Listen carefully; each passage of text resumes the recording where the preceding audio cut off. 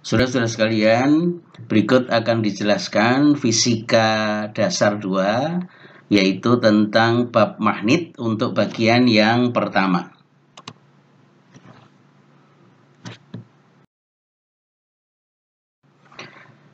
Pertama adalah mengenai medan magnetik. Pengetahuan magnetisme muncul setelah mengamati bahwa batu-batu atau magnetit tertentu dapat menarik potongan-potongan besi kecil-kecil. Istilah magnetisme berasal dari daerah Magnesia di Asia Kecil yang merupakan salah satu tempat di mana batu-batuan tersebut ditemukan. Jenis batuan yang mempunyai sifat ini itu dinamakan magnet alami. Sumber medan magnet. Sumber medan magnet itu ada 3 macam. Yang pertama adalah magnet permanen. Kemudian yang kedua adalah muatan listrik yang bergerak. Dan yang ketiga adalah arus listrik. Nah, pada bagian ini itu hanya bagian 2 dan 3 saja yang akan kita bahas lebih lanjut. Masih medan magnetik. Medan magnet adalah daerah di mana benda bermuatan bergerak akan mengalami gaya magnet atau ruang di sekitar magnet yang apabila terdapat magnet lain masih mengalami gaya. Sebuah magnet selalu mempunyai 2 kutub, yaitu kutub utara dan kutub selatan. Kutub yang sejenis itu akan mengalami gaya tolak-menolak, sedangkan kutub berlainan jenis akan mengalami gaya tarik-menarik. Di sekitar magnet terdapat garis-garis khayal yang menggambarkan medan magnetik, di mana arah medan magnetik pada suatu tempat merupakan garis singgung pada garis khayal tersebut. Garis-garis khayal ini dinamakan garis-garis gaya magnet dengan arah keluar dari kutub utara dan masuk ke kutub selatan. Berikut digambarkan 2 buah magnet yang apabila kedua kutub utara didekatkan dengan utara maka akan mengalami gaya tolak-menolak. Kemudian kalau 2 kutub selatan atau yang sejenis didekatkan akan mengalami gaya tolak-menolak. Sedangkan kalau kutub selatan dengan kutub utara didekatkan maka akan mengalami gaya tarik-menarik.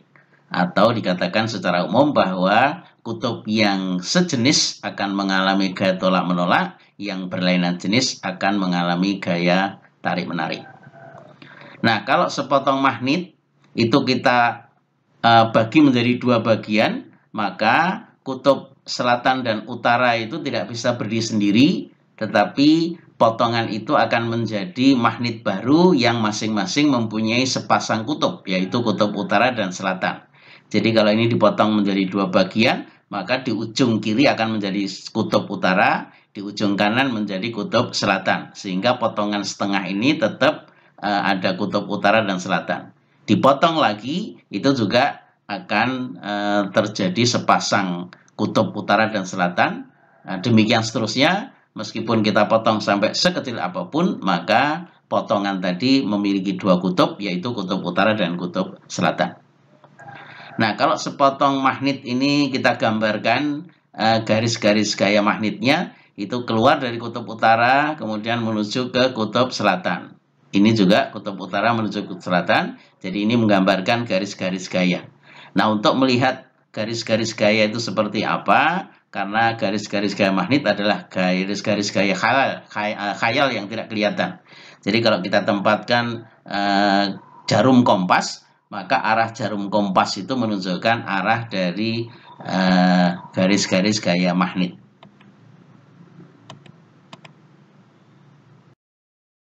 Kuat medan magnetik atau notasinya adalah H besar. Besar medan magnet B dalam satuan internasional itu dinyatakan dengan Tesla atau Weber per meter kuadrat. Nah, 1 Tesla itu setara dengan 1 Newton per ampere meter. Nah, selain satuan tersebut, itu juga ada satuan yaitu Gauss, di mana 1 Gauss itu nilainya adalah 10⁻⁴ Tesla. Nah, sedangkan intensitas magnetik atau kuat medan magnetik, notasinya adalah H, dituliskan adalah besar medan magnet dibagi dengan mu 0 atau H sama dengan B per mu 0, di mana mu 0 dinamakan permeabilitas hampa atau udara yang nilainya sebesar 4 pi kali 10 pangkat minus 7 Tesla meter per ampere. Sedangkan B besar medan magnet satuannya Tesla atau Weber per meter kuadrat. Kemudian H adalah intensitas magnetik, satuannya adalah ampere per meter. Nah, bumi kita itu juga merupakan magnet. Jadi kalau kita cermati bumi kita, ini ada kutub utara itu menjadi kutub selatan magnet bumi, sedangkan kutub selatan bumi itu adalah kutub utara dari magnet bumi.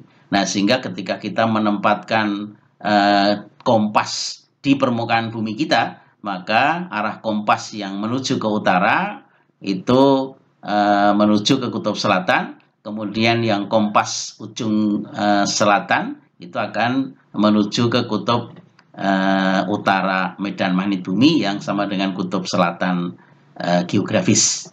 Nah, ini adalah gambaran dari medan magnet bumi kita.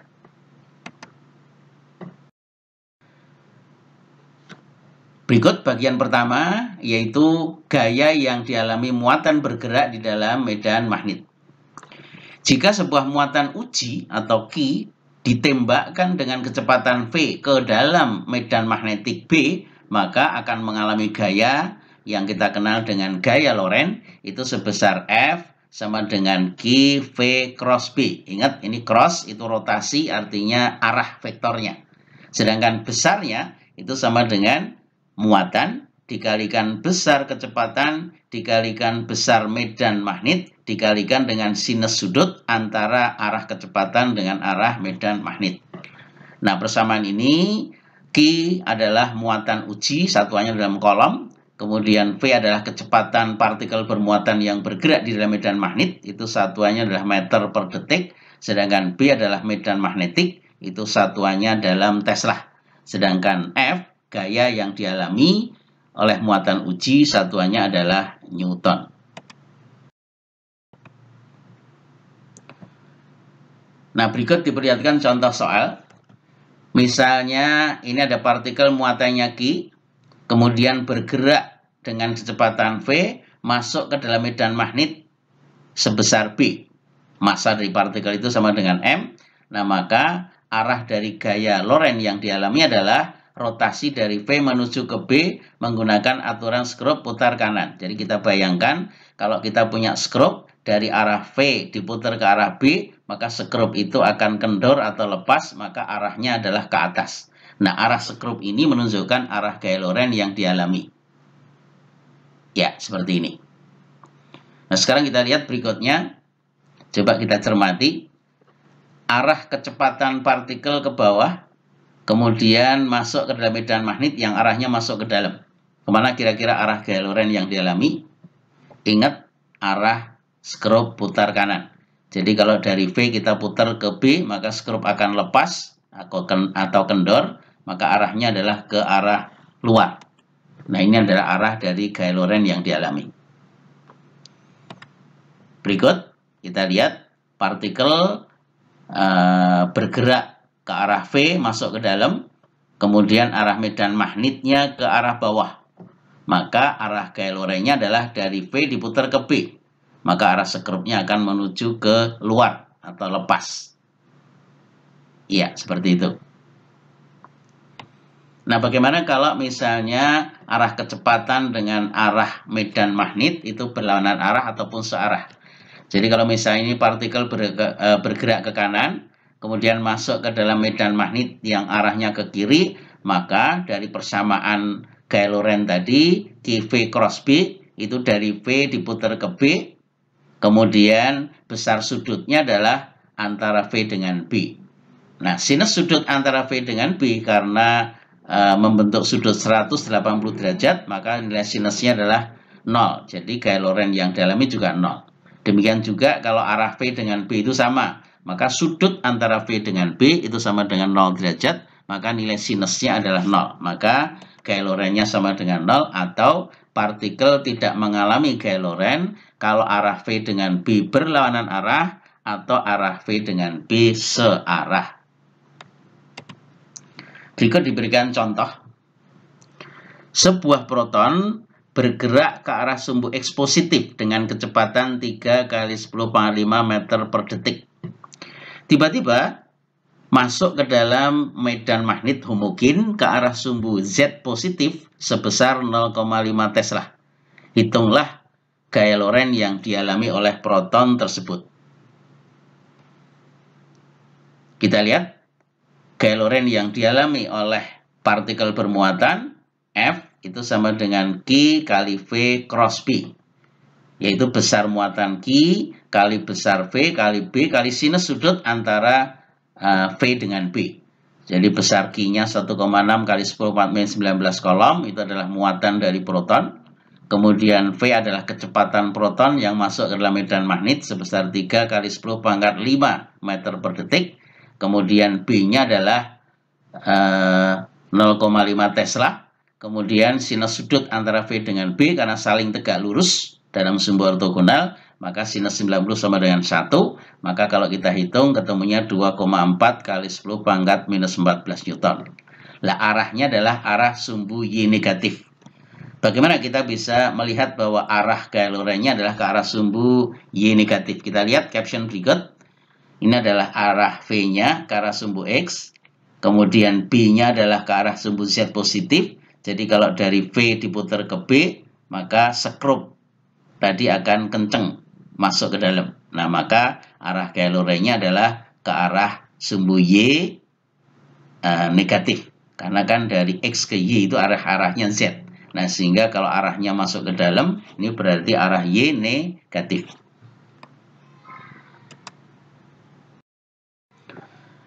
Bentuk lintasan partikel bermuatan yang masuk ke dalam medan magnet. Medan magnet adalah medan magnet homogen dengan ruang yang cukup luas. Maka jika vektor kecepatan itu tegak lurus dengan arah B, jadi kita lihat caption berikut. Jadi ini arah B-nya, kemudian ini arah kecepatan partikelnya, maka V diputar ke B menggunakan aturan skrup putar kanan, begitu, maka arah gaya Lorentz-nya adalah ke atas. Nah, sekarang kalau misalnya kita lanjutkan lagi, partikel bergerak ke arah sumbu Y sambil ditarik gaya ke arah sumbu Z, maka partikel itu akan melengkung arahnya. Nah, pada saat posisi partikel ini melengkung agak ke atas, maka gaya Lorentz itu tidak lagi ke arah sumbu Z, tadi melengkung ke arah pusat tertentu, karena arah kecepatannya akan berubah. Nah, sehingga kalau kita gambarkan, ini arah gaya F ini akan menuju ke satu titik. Nah, sehingga kalau kita lanjutkan, bentuk lintasannya adalah arah F atau gaya Lorentz itu selalu tegak lurus dengan arah V dan tegak lurus dengan arah medan magnet B. Nah, sehingga bentuk lintasannya akan membentuk lingkaran. Nah, dari lintasan yang berbentuk lingkaran ini, maka kesetimbangan gaya-gaya yang terjadi adalah gaya kolom itu harus sama dengan gaya sentrifugal yang dialami oleh partikel yang mengalami gerak melingkar. Nah, nanti akan kita lihat bagaimana persamaan bentuk lintasannya tadi. Nah, ini masih dalam caption bagian dari lintasan partikel yang masuk ke dalam medan magnet gitu. Jadi arah gaya F itu akan menuju ke satu titik sebagai pusat lingkarannya. Nah, kemudian kalau medan homogennya itu sempit, bentuk lintasannya adalah lengkung atau bagian dari lingkaran. Ya, contohnya ini gitu. Nah, kalau partikel bermuatan positif, maka gaya Lorentz-nya itu menggunakan aturan skrup putar kanan. Jadi arah V diputar ke B, ini melengkung ke sana. Nah, sedangkan kalau partikel itu bermuatan negatif, maka arah gaya Lorentz-nya akan kebalikan. Karena nilai Q-nya negatif, sehingga arah gaya Lorentz-nya juga arah negatif dari muatan positif. Maka arah lengkungnya atau arah beloknya itu berlawanan antara muatan positif dengan muatan negatif. Nah, tadi telah dijelaskan bahwa bentuk lintasan partikel kalau masuk dalam medan magnet homogen dengan ruang yang cukup luas itu akan berbentuk lintasan lingkaran Ya, jadi untuk vektor kecepatan V dengan B yang tegak lurus, maka besar gaya Lorentz sama dengan Q VB sin atau sinus sudut antara V dengan B, berarti sinus 90 derajat sama dengan 1, maka gaya Lorentz hanya Q kali V kali B saja. Dan nilai ini harus sama dengan gaya sentrifugal yang dialami, yaitu sama dengan M V kuadrat per R. Masih ingat dalam persamaan mekanika gerak melingkar, F sama dengan M kali A. A-nya adalah A sentrifugal yang besarnya sama dengan V kuadrat per R. Nah, sehingga dari kedua persamaan ini disamakan akan diperoleh jari-jari lintasan lingkaran yang dialami oleh partikel sama dengan M kali V dibagi dengan Q kali B, di mana M adalah massa partikel yang bergerak satuannya dalam kilogram, kemudian V adalah kecepatan partikel dalam medan satuannya meter per detik, sedangkan Q adalah muatan partikel satuannya kolom, sedangkan B adalah besar medan magnet dengan satuan Tesla, dan R adalah jari-jari lintasan lingkaran yang dilewati oleh partikel satuannya dalam meter.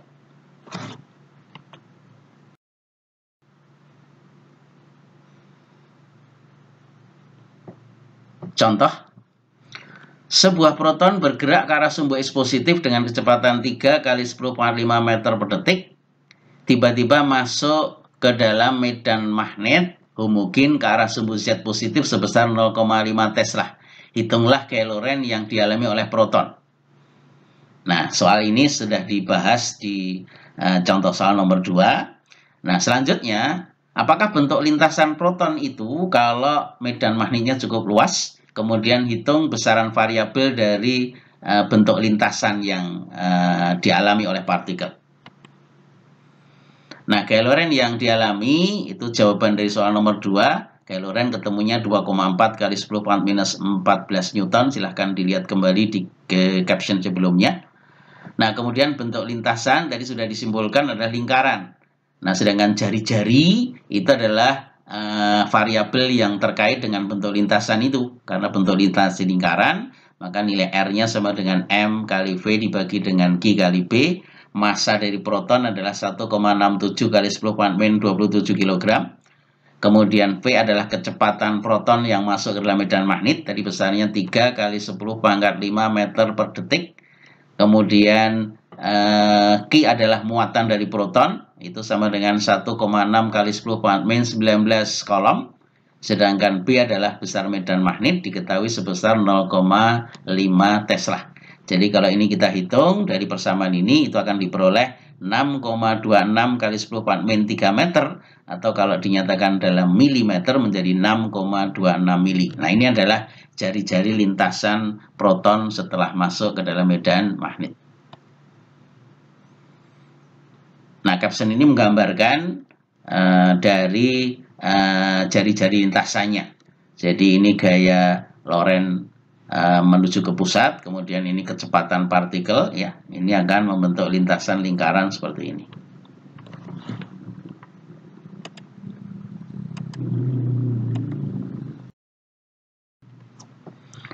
Bagian kedua adalah gaya yang dialami kawat berarus dalam medan magnet. Untuk kawat sepanjang L yang dialiri arus sebesar I, jika berada di dalam medan magnet atau magnetik akan mengalami gaya sebesar F I L cross B.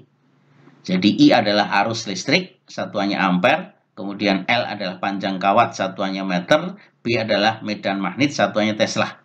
Nah, ingat bahwa gaya Lorentz ini adalah besaran vektor yang punya besar dan arah. Arahnya itu dilihat dari arah rotasi dari I terhadap B atau I cross B. Nah, sedangkan kalau kita ambil besar saja, maka F sama dengan L kali besar I kali besar B kali sinus sudut antara I dengan B. Nah, sehingga kalau sudut antara I dengan B tegak lurus, maka sinus 90 derajat sama dengan 1, maka besar gaya Lorentz hanya L kali I kali B saja. Nah, sedangkan arahnya itu perlu diperhatikan, yaitu arah putar skrup putar kanan dari arah I arus diputar ke arah B.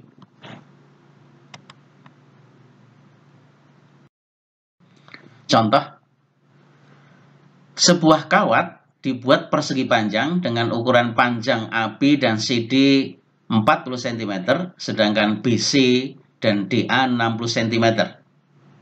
Kawat dialiri arus sebesar 10 ampere dan kawat ditempatkan dalam medan magnet homogen seperti pada gambar ini dengan medan magnet sebesar 0,25 Tesla. Jadi ini kutub selatan, ini kutub utara, maka medan magnetnya ini dari kutub utara menuju ke kutub selatan. Ini medan magnet homogen. Kemudian bujur sangkar yang dialiri arus tadi itu ditempatkan dalam medan magnet homogen ini. Ini panjang AB dan CD sama, kemudian panjang BC dan DA sama karena bentuknya adalah persegi panjang. Yang ditanyakan adalah hitung besar gaya Lorentz yang dialami oleh masing-masing potongan kawat tersebut. Jadi artinya gaya Lorentz yang dialami oleh potongan kawat AB atau BA ini berapa, kemudian potongan BC ini berapa, CD berapa, dan DA berapa. Itu besarnya, kemudian arahnya kemana. Karena ingat bahwa gaya adalah besaran vektor yang memiliki besar dan arah. Nah, sebelumnya telah dijelaskan bahwa gaya yang dialami oleh masing-masing kawat itu digunakan persamaan F sama dengan IL cross B, sedangkan besarnya adalah L kali I kali B kali sinus sudut antara I dengan B. Coba kita cermati dari gambar ini. Untuk potongan kawat AB dan CD, AB yang ini, CD yang ini, sudut antara arah arus dengan medan magnetik sebesar 0 dan 180 derajat. Jadi arah medan magnetnya dari kiri ke kanan, kemudian arah arusnya dari B ke A, ke kiri. Berarti sudut antara medan magnet dengan arah arus, I dengan B, itu 180 derajat. Nah, sedangkan yang satu, potongan DE dengan medan magnet ke arah kanan, berarti sudut antara medan magnet dengan arus pada potongan DC itu adalah 0 derajat. Nah, ingat bahwa sinus 0 derajat dan sinus 180 derajat itu sama dengan 0. Nah, sehingga gaya Lorentz yang dialami oleh potongan AB dengan CD itu tidak ada atau F-nya sama dengan 0. Nah, sekarang kita lihat untuk potongan CB dengan AD. Ya. Nah, untuk potongan ini, sudut antara arah arus dengan medan magnet itu membentuk sudut 90 derajat. Jadi ini arahnya ke bawah, sedangkan medan magnetnya ke kanan. Berarti kan sudut antaranya 90 derajat. Sinus 90 derajat sama dengan 1. Demikian juga yang potongan CB. Ini arah arusnya ke atas, gitu. Ya, kemudian arah medan magnetnya dari kiri ke kanan. Jadi kalau kita lihat rotasi dari I cross B, maka arah rotasinya itu ke dalam. Ya, sedangkan yang bagian potongan DA itu arah arusnya ke bawah, kemudian arah B-nya ke kanan. Jadi dari I diputar ke B, maka arah gaya Lorentz-nya ini keluar. Jadi yang potongan ini masuk, yang potongan ini keluar. Berapa nilainya? Maka gaya Lorentz sama dengan I kali L kali B saja, yaitu 10 kali 0,6 kali 0,25, satuannya Newton. Jadi kalau ini kita hitung, ketemunya 1,5 Newton dengan arah seperti gambar tadi. Jadi potongan dari CB itu masuk ke dalam, sedangkan potongan AD itu ke arah luar, sesuai dengan aturan skrup putar kanan, dari I diputar ke B atau dari I dirotasikan ke arah B. Demikian penjelasan dari medan magnet bagian yang pertama, yaitu gaya-gaya Lorentz yang dialami oleh muatan di dalam medan magnet, muatan bergerak di dalam medan magnet, dan kawat berarus di dalam medan magnet. Mudah-mudahan apa yang dijelaskan bisa dipahami. Silahkan diulang kembali dan dicermati. Terima kasih atas perhatiannya. Terima kasih.